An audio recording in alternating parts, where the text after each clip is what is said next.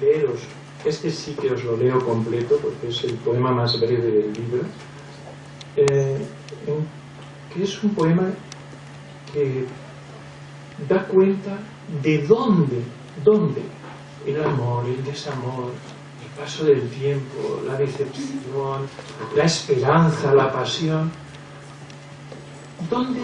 en qué pentagrama, dónde se apoyan en el libro de Rosemarie, a partir de dónde nacen esas experiencias.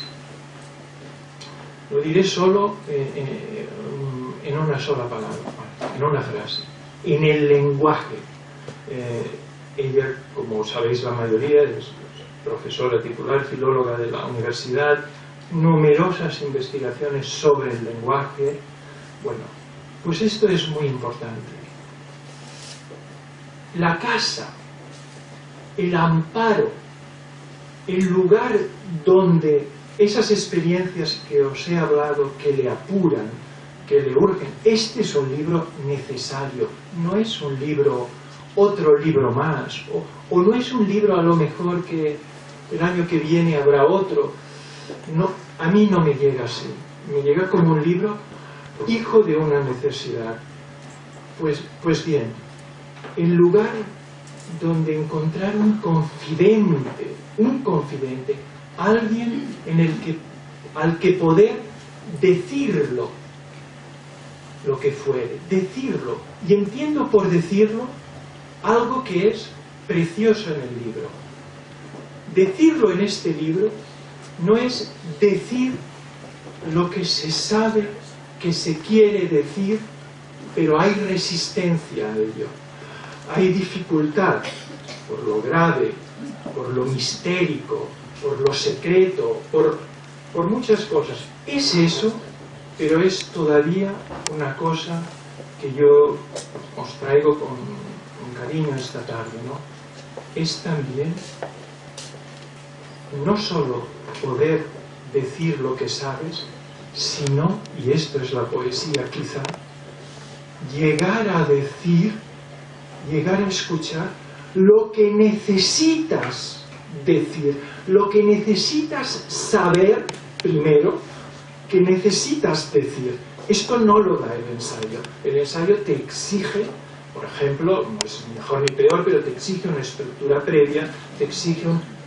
En cambio la poesía, este salto in il vuoto, ¿no? Este estar, lo que tú dices en el libro tantas veces, suspendida. Esta palabra es de Rosemarie en este libro. Suspendida, en primera persona, en tercera, suspendida.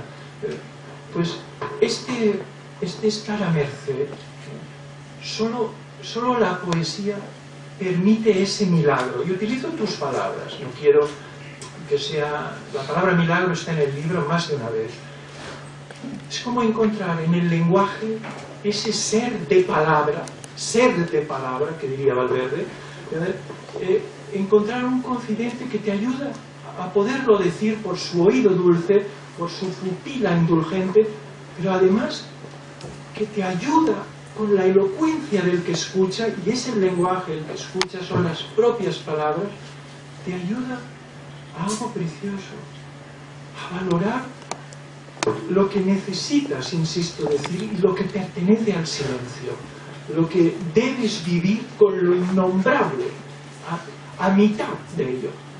Bueno, con todo esto he querido deciros que ella hace en todo el libro, y este es el palo fuerte, una demanda, una invocación a las palabras mismas, a me queda la palabra, a te tengo a ti como cúpula donde refugiarme, para el hondón del hondón de su corazón y de sus últimas habitaciones de la sangre, que dice Lorca, ¿verdad?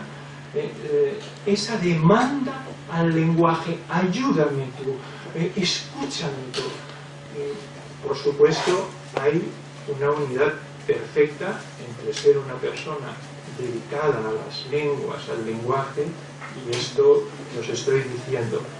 Con esto que os estoy diciendo, os leo ahora el poema, precioso poema, sin lenguas, sin lengua, perdón, y se refiere al idioma, sin idioma.